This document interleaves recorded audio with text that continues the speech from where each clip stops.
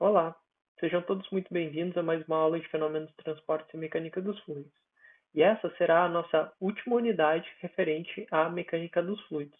Na próxima unidade, nós iremos começar a trabalhar já com transporte de calor. Nessa unidade, então, nós vamos trabalhar com escoamentos internos, aqueles escoamentos que ocorrem dentro de tubulações, por exemplo, em fluidos viscosos e incompressíveis. Essa unidade está dividida em três partes. Na primeira parte, nós vamos trabalhar com o escoamento linear, completamente desenvolvido dentro de um tubo. Depois, na segunda parte, nós vamos trabalhar com escoamentos laminares e turbulentos. Nós vamos ver o que acontece quando a gente tiver um escoamento turbulento. Nós vamos calcular, então, como que se comporta a tensão de cisalhamento dentro de um escoamento interno, com fluidos turbulentos, como que se dá o perfil de velocidade em escoamentos turbulentos e como que se comporta a energia no escoamento em tubos e como que a gente calcula a perda de energia. Na parte 3, nós vamos se dedicar a fazer a solução de alguns problemas práticos envolvendo escoamentos em tubos. Na unidade de análise dimensional, nós trabalhamos brevemente com o número de Reynolds. O número de Reynolds, ele compara as forças inerciais com as minhas forças viscosas. E ele é fundamental para a gente determinar esse limite de transição entre um escoamento laminar e um escoamento turbulento. Então, o número de Reynolds aqui, ele tem aqui uma dependência da minha viscosidade do meu fluido, assim como ele tem uma dependência também que é inversamente proporcional da velocidade do meu escoamento e o comprimento desse escoamento.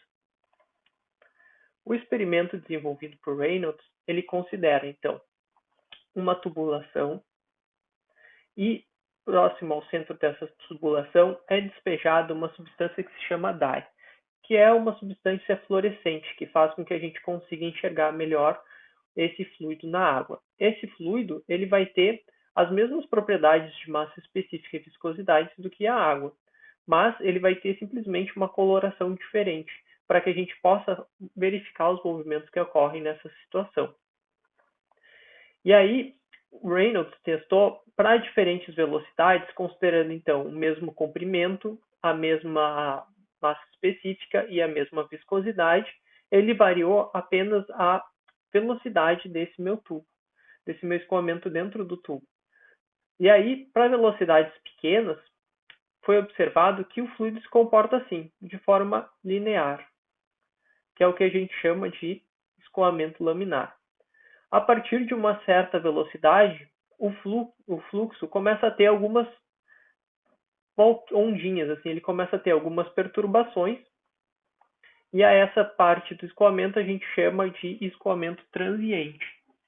E depois de um certo tempo, quando a velocidade está muito mais alta, o nosso fluido começa a se comportar de forma caótica, criando essas ondulações, algumas vezes até eddies, que podem fazer turbulências assim, que são conhecidos como escoamentos turbulentos.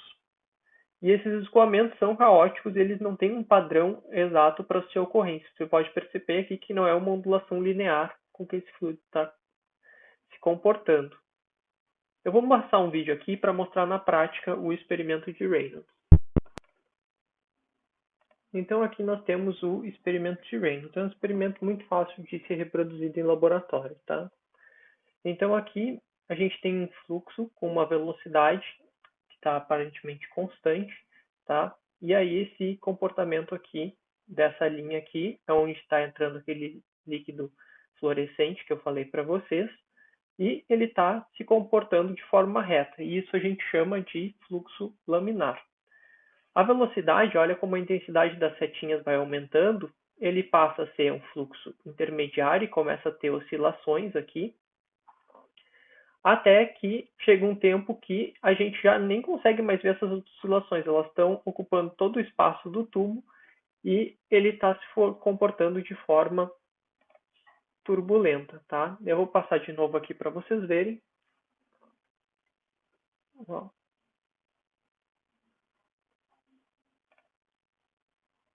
Então até aqui ele está laminar.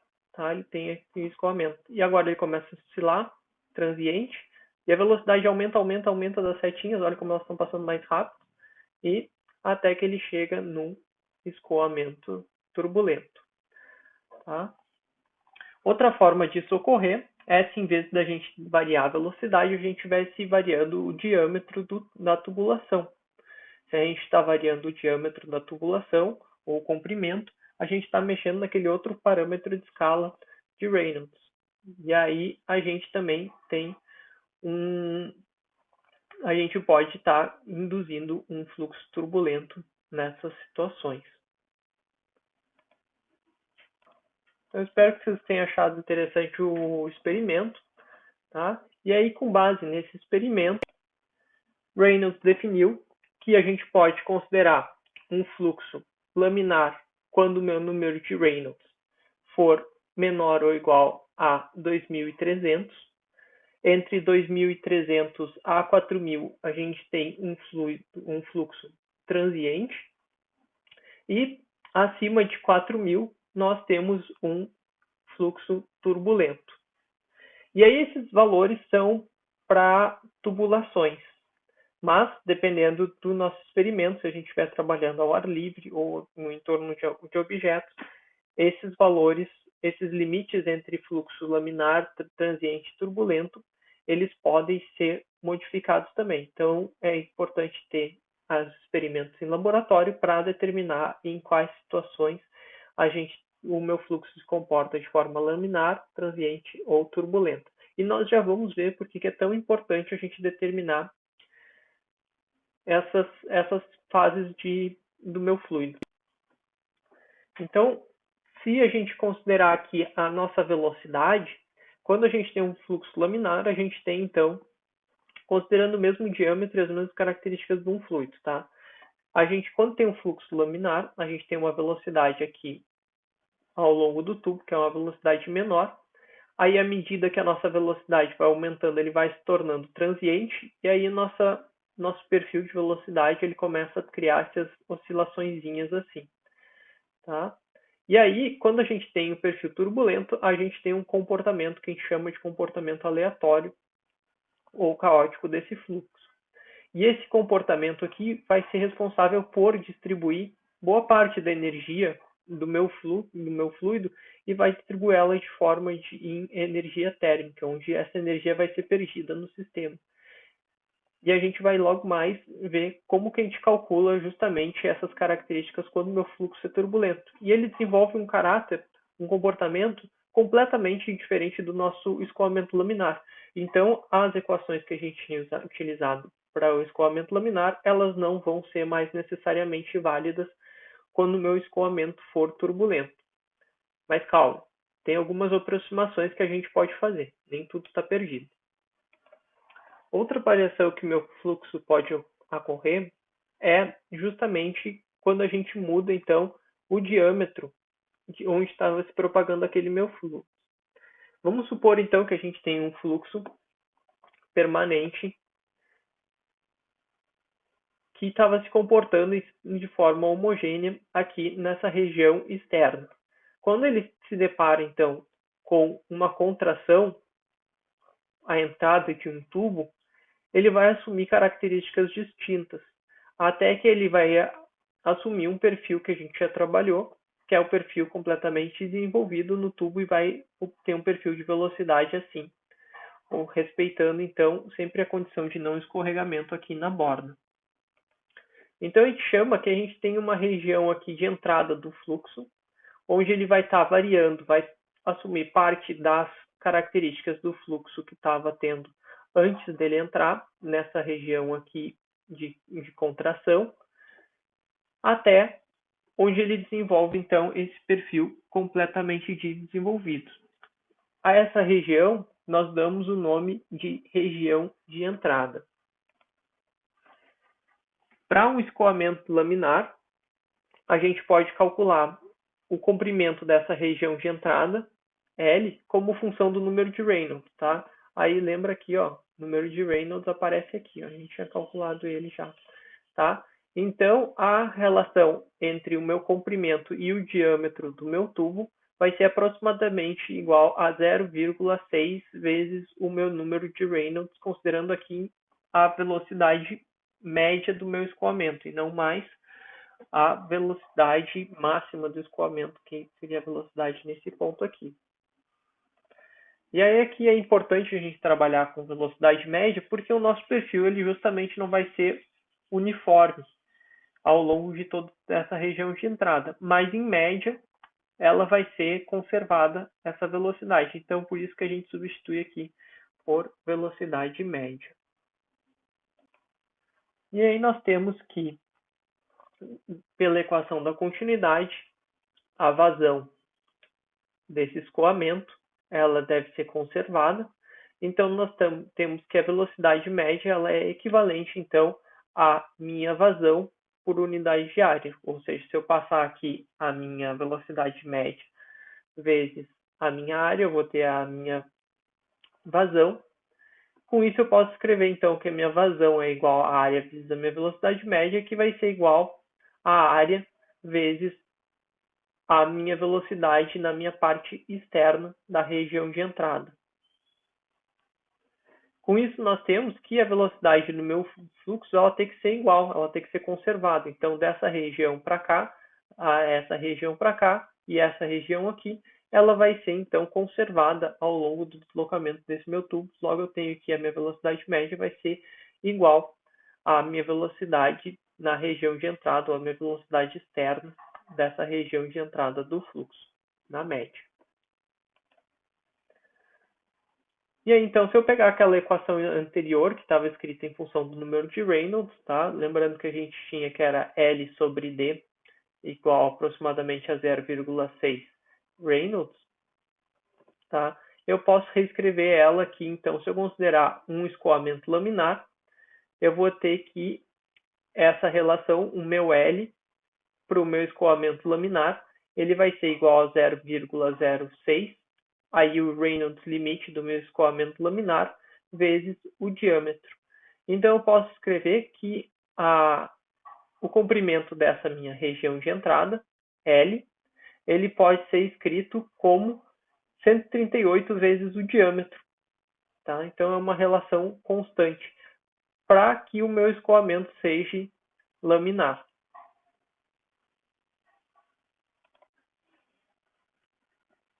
Se o meu escoamento, se esse número, se minha região de entrada, até que ele desenvolva o perfil completamente desenvolvido, por acaso vier a ser maior do que 138, vamos aproximar para 140, porque esse limite de Reynolds não é exato.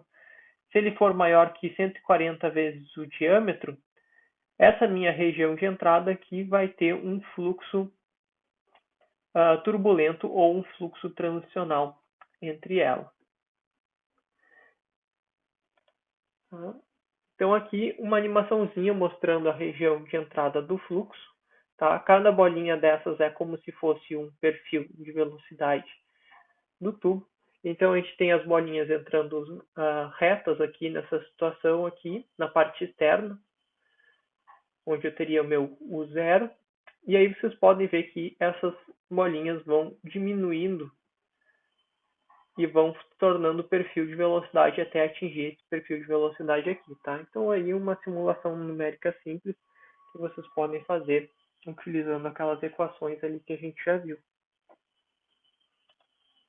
Então agora nós vamos começar analisando o escoamento laminar completamente desenvolvido em tubos, tá? O escoamento laminar completamente desenvolvido em tubos é depois que a gente passou então dessa região de transição, quando o meu fluxo ele já está. Então imaginem vocês que vocês têm um tubo muito longo e aí depois que ele sair desse tubo que é muito longo, depois que ele passar dessa região de entrada ali do tubo, ele vai se comportar de forma constante ao longo desse tubo. Tá? Então vai ser quase como se fosse um comportamento de um escoamento permanente, um escoamento completamente desenvolvido dentro desse tubo. Vamos começar então fazendo um exemplo do escoamento entre duas placas paralelas e infinitas. Tá? Então, um exemplo de placas paralelas e infinitas, por exemplo, é o pistão de um automóvel e ele precisa ser lubrificado. Então imaginem aqui que o pistão está parado, o carro está desligado, antes de vocês ligarem o carro, e ele precisa ter óleo aqui. Vocês estão botando óleo nessa região aqui. Então eu tenho as minhas duas placas que vão estar paradas e eu tenho um fluido aqui que no caso vai ser o óleo que vai lubrificar então essa região entre o pistão e a câmera onde ele se encontra, tá? E aí é um cilindro, claro, essa região é um cilindro, mas é um cilindro que ele é desproporcional, porque o comprimento dessa areazinha aqui ela é muito mais fina do que o diâmetro desse cilindro. Então nós podemos aproximar o comportamento dessa região como se fosse de duas placas planas paralelas. E aí, se nós vamos aproximar do comportamento de duas placas planas paralelas, nós podemos simplificar um pouco o problema. Vamos inicialmente considerar então a seguinte geometria do nosso volume de controle. Nós temos aqui um elemento diferencial do nosso volume de controle que está dentro então de uma regiãozinha dessa placa, tá? A distância entre essas placas é dada por A. O eixo Y nós vamos colocar o eixo vertical aqui, no caso horizontal se a gente olhar essa figura, e vertical nessa figura aqui. E o eixo X vai ser o eixo ao longo por onde esse fluido vai estar escorregando, tá? E aí então vamos ver quais que são as forças que estão atuando nesse escoamento. Nós temos aqui então, nesse elemento de volume, nessa região aqui, nós vamos ter as forças de cisalhamento, que vão estar atuando aqui nessas faces aqui superiores, tá? Nessa face aqui, a gente não vai ter velocidade, então a gente vai ter apenas as componentes de pressão que vão estar atuando. E aí elas vão estar atuando desses dois lados do meu volume de controle. E aí, então, desse lado da minha superfície de controle diferencial, ela vai estar atuando num sentido, e nesse lado aqui ela vai estar atuando em outro sentido. E aí a gente vai usar aquela mesma estratégia que a gente já tinha utilizado anteriormente, que é aplicar a expansão em série de Taylor para resolver esse problema. Nós também vamos considerar as seguintes condições de contorno, em que y vai ser igual a zero, quando meu y for, meu u vai ser igual a zero, e quando meu y for igual a zero, e quando meu y for igual a A. E nós vamos resolver, então, o problema partindo da equação de conservação de quantidade de movimento. Então, da equação de conservação de quantidade de movimento, nós temos aqui as nossas forças de superfície, que são essas que estão escritas aqui, e nós temos as nossas forças de campo. Então, aqui vamos considerar apenas que o movimento está se dando ao longo do eixo X, e aí nós vamos desconsiderar, então, a força gravitacional. Vamos considerar inicialmente que essas placas estão planas e paralelas. E aí aqui, o meu escoamento, ele vai ser permanente, é uma informação que é dada, então ele não vai ter variação no tempo. E vai ter que o meu escoamento também é completamente desenvolvido, que foi dado no problema, tá?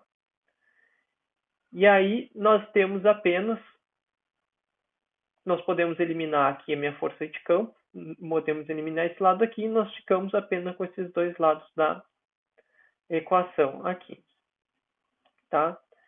E aí, se o nosso, na ausência de qualquer fonte ou sumidouro, a gente vai ter que a nossa conservação vai ter que tudo que entra de quantidade de movimento vai ser igual a tudo que sai desses dois lados do meu fluido. Logo, eu posso dizer que o somatório das minhas forças de superfície, esse daqui vai ser igual a zero também, tá? E aí eu posso dizer que o somatório sobre minhas forças de superfície aqui vai ser igual a zero. E aí então vamos analisar quem que é essas nossas forças. Eu vou ter aqui na minha face esquerda, tá? Eu vou ter então, vai ser a minha força de pressão, vai ser P dp dx menos o meu d dx sobre 2, para pegar esse lado aqui, vezes o meu dy dz. Nessa face aqui, eu vou ter aqui na face da direita, vou ter a mesma coisa, e aí observem aqui que elas estão em sentidos opostos, tá? E aí, se elas estão em sentidos opostos, eu vou ter o mesmo resultado, só que menos. E aqui, nas nossas faces superiores e inferiores, então, nós podemos escrever nossas forças em função das nossas tensões de cisalhamento. E aí vocês podem dar um pause no vídeo agora e somar todas essas forças para ver como é que fica, tá? E aí, quando vocês somarem todas essas forças, vocês devem ter encontrado o resultado, então, que o meu dp dx vai ser igual ao meu d tal de yx vezes dy, tá? Vocês devem ter encontrado esse resultado aí. E aí eu tenho, então, o meu tal xy, ou yx, variando em dy, e minha variação de pressão ao longo de x. E aí, se eu aplicar qualquer integral ao longo dessa expressão, eu vou perceber que a única forma dessa expressão estar correta é se ela for constante. Então, assumindo que essa expressão é igual a uma constante, eu posso integrar, então, essa expressão de um dos lados dela, tá? Então, se eu integrar aqui, passando, então, o dy para cá, tá? Eu posso integrar essa expressão para obter a minha tensão de cisalhamento ao longo do meu escoamento, vai ser igual, então, ao meu dp dx, o meu y eu passei para cá quando eu integrei o meu dy, eu vou ficar escrito em relação a y mais a minha constante de integração. Se não ficou claro ainda de onde estaria essa expressão, tá? Eu fiz aqui a integral de d digital xy igual a integral de del p sobre del x vezes o meu dy, tá? E aí aqui eu tenho p variando apenas em relação a x, tá? E aí, logo, isso daqui vai ser constante, o resultado também dessa minha integral é y, e o resultado desse lado aqui da minha integral vai ser, então, tal xy, tá? E aí eu obtenho essa expressãozinha aqui. Então, aqui, simplesmente escrevendo essa expressão aqui desse lado. E aí eu vou me lembrar quem que é o meu tal, né?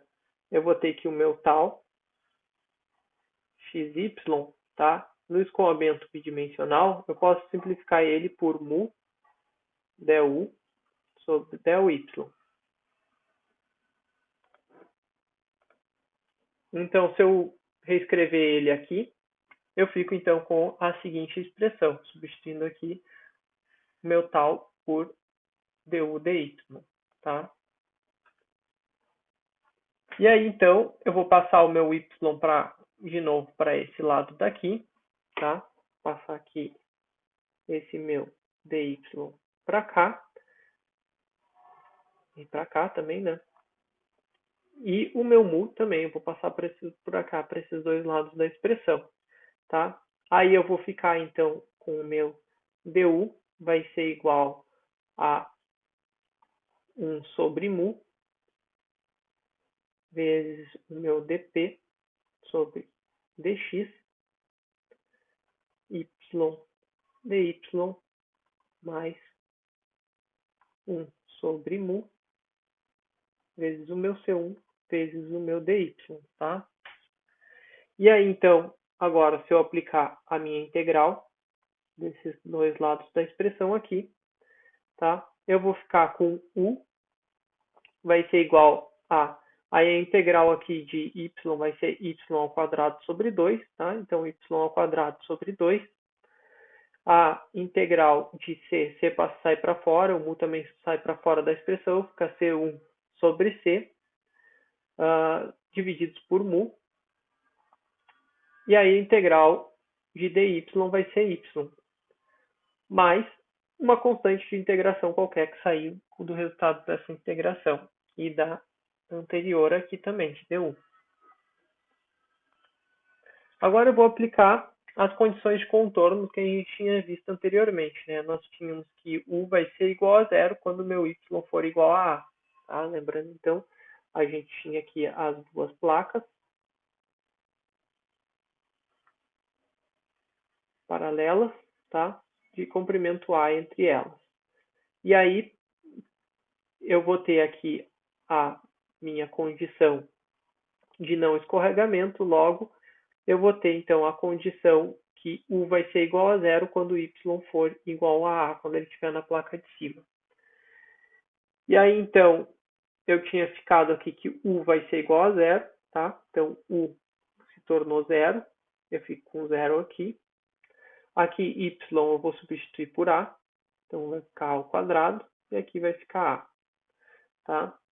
E aí, a única forma de que eu tenha essa expressão aqui, que isso aqui dê igual a zero, vai ser se o meu C2 for igual a zero, tá?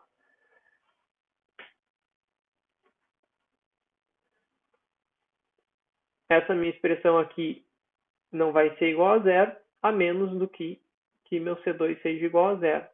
E aí falta eu determinar quem que é o meu C1, tá? Então, isso aqui vai ser igual a zero.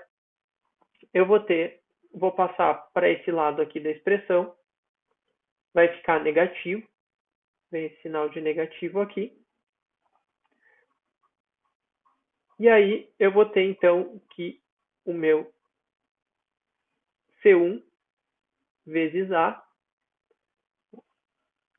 divididos por...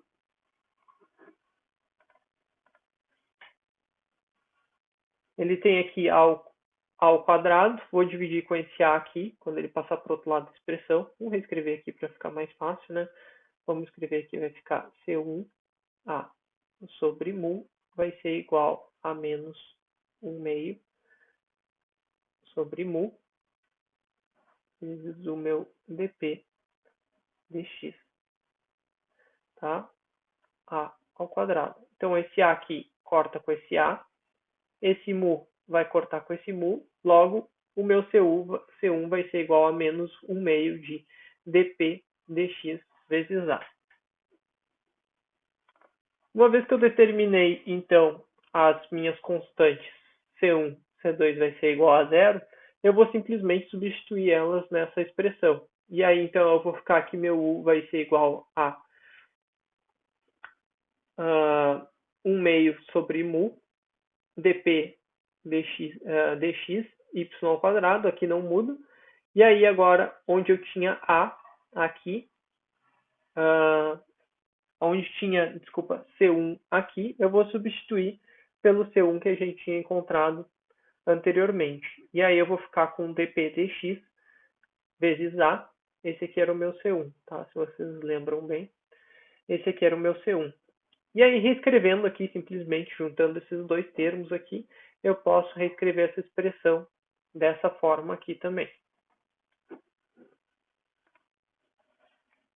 Uma vez que eu defini já a minha constante C1, eu posso vir aqui e substituir esse valor do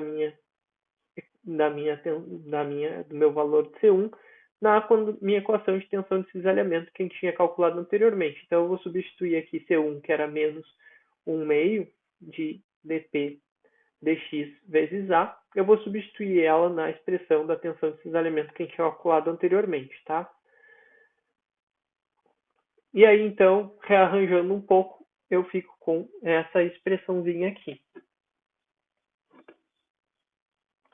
Então, aqui eu tenho uma expressão já para a velocidade desse meu fluido. Tem uma expressão geral, então, também para a minha tensão de cisalhamento, que vai depender de Y e de A, basicamente, e da minha variação de pressão, ao longo do meu escoamento. Mesma coisa aqui para essa expressão aqui, vai depender de y e de a, da relação de y e a, tá? E das minhas tensões de cisalhamento, tá? A vai ser constante, dependendo, claro, da largura da placa, tá? E da distância entre essas duas placas, mas para cada problema ela vai ter um valor constante. Assim eu consigo calcular, então, o perfil de velocidade de tensão de cisalhamento ao longo desse meu escoamento. A vazão volumétrica para esse escoamento, a gente já viu um pouco sobre ela. Ela vai ser igual a Q, que vai ser minha vazão em volume, da integral diária do meu volume vezes o meu dA. E aí, quem que é o meu V? O meu V aqui, nesse caso, a gente tem velocidades apenas componente U da velocidade, então eu vou ter apenas U, tá? E o meu dA vai ser L vezes dy, tá? Então aqui eu tenho duas placas, tá? E aí eu vou ter aqui o comprimento vezes o meu dy, tá? Então L vezes dy. Aí então aqui assumindo então que ele tem um L constante, eu posso passar para esse lado aqui, eu vou ficar com Q sobre L, vai ser integral de 0 a A, de 1 meio de mu U dx, tá? Estou substituindo aqui nessa expressão de U aqui aqueles valores que a gente tinha encontrado, estou simplesmente substituindo ela ali, tá? Vezes o meu dy, tá? E assim eu consigo então calcular a minha expressão de vazão. E aí aqui então eu vou ter integral de y ao quadrado, que y ao quadrado dy vai me dar y ao cubo dividido por 3, tá? Então passo para cá, vai ficar 3 vezes 2. E aqui eu vou ter y vezes o meu dy, que vai me dar, a integral vai me dar y ao quadrado divididos por 2, aí vai passar o 2 aqui vezes 2, tá? Então fica 3 vezes 2, 6 vezes o 2 que já estava aqui, vai ficar o meu 12 que me aparece aqui, tá? E aqui, então, eu vou ficar com y, quando eu aplicar a integral de 0 a a, ele vai ficar, então, com o y ao cubo.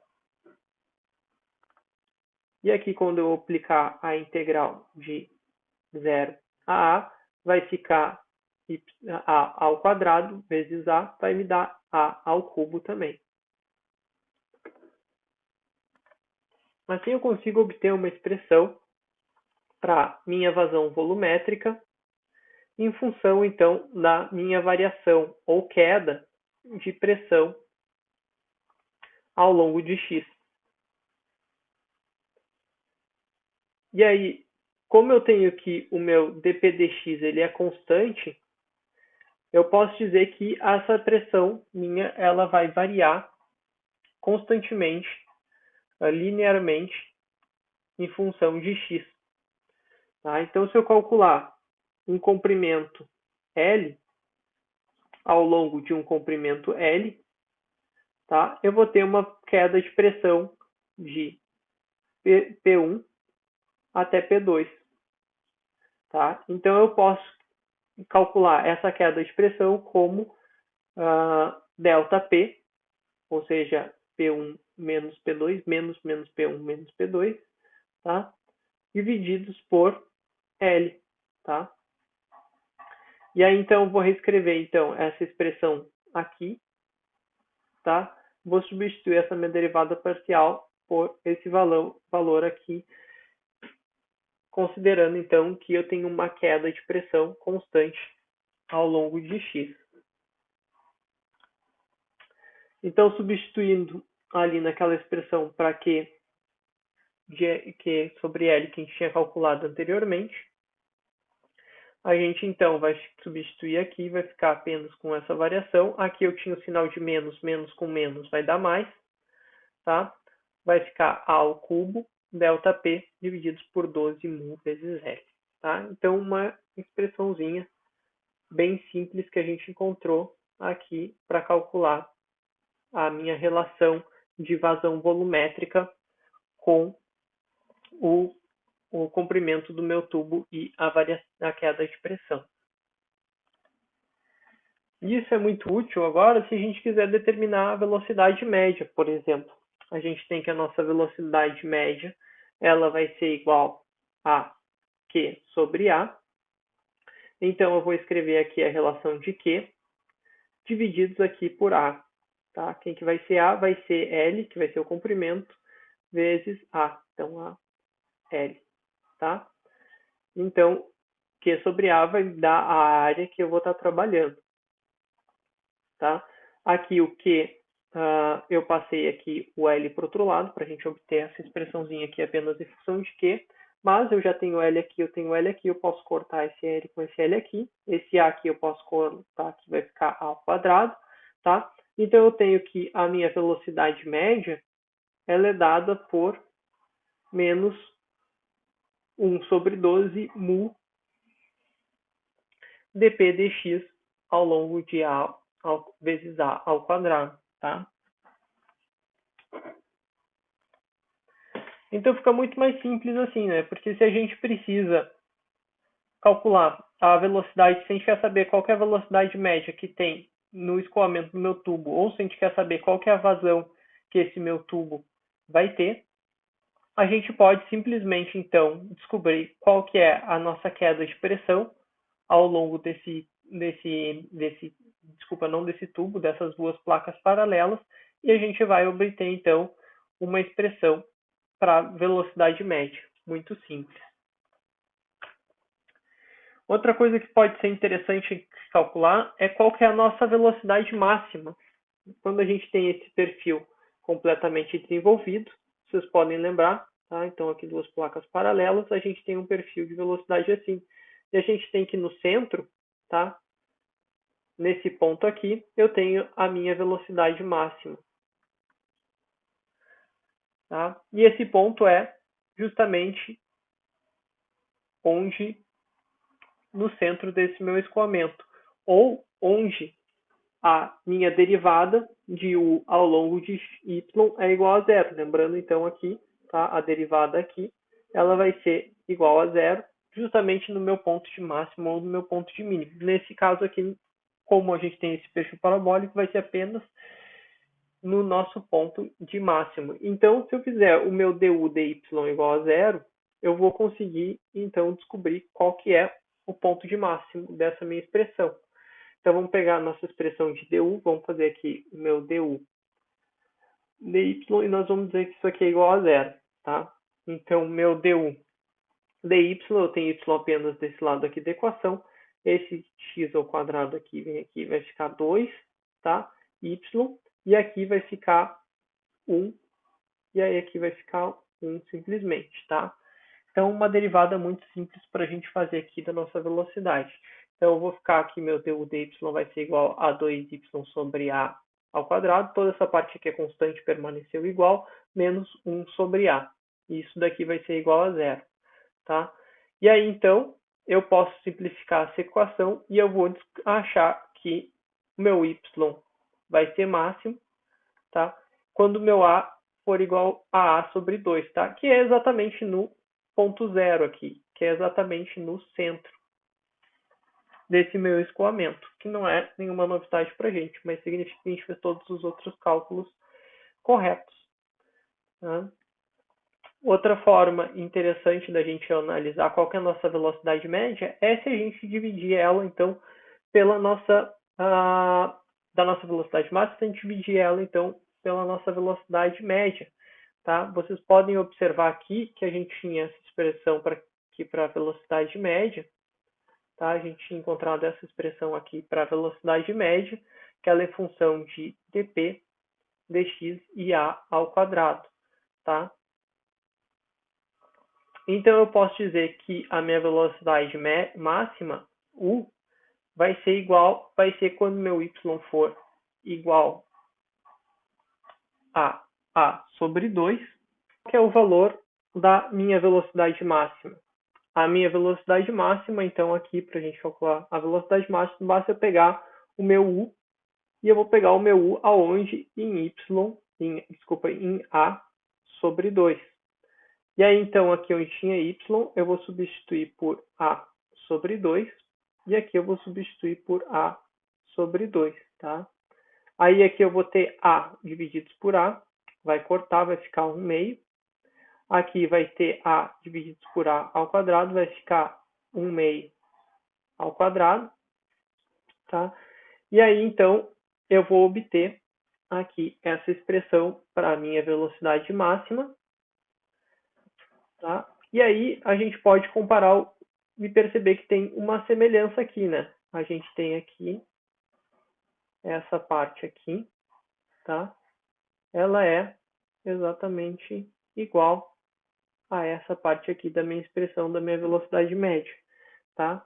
Então, a gente pode escrever que a nossa velocidade máxima entre duas placas paralelas, ela vai ser exatamente igual a 3 meios da velocidade média do meu escoamento, que é uma forma muito interessante de expressar o escoamento, porque a gente tinha visto que a gente pode expressar, então, a velocidade média, tá? A gente tinha visto que V era igual, V média era igual ao U0, que era a velocidade na parte exterior de entrada desse meu escoamento. Então, se a gente sabe a nossa velocidade na parte externa, tá? A gente pode, então, calcular qual que é essa velocidade. Ou a gente pode calcular ela em função da queda de pressão, que poderia ser medida justamente com 2 manômetros.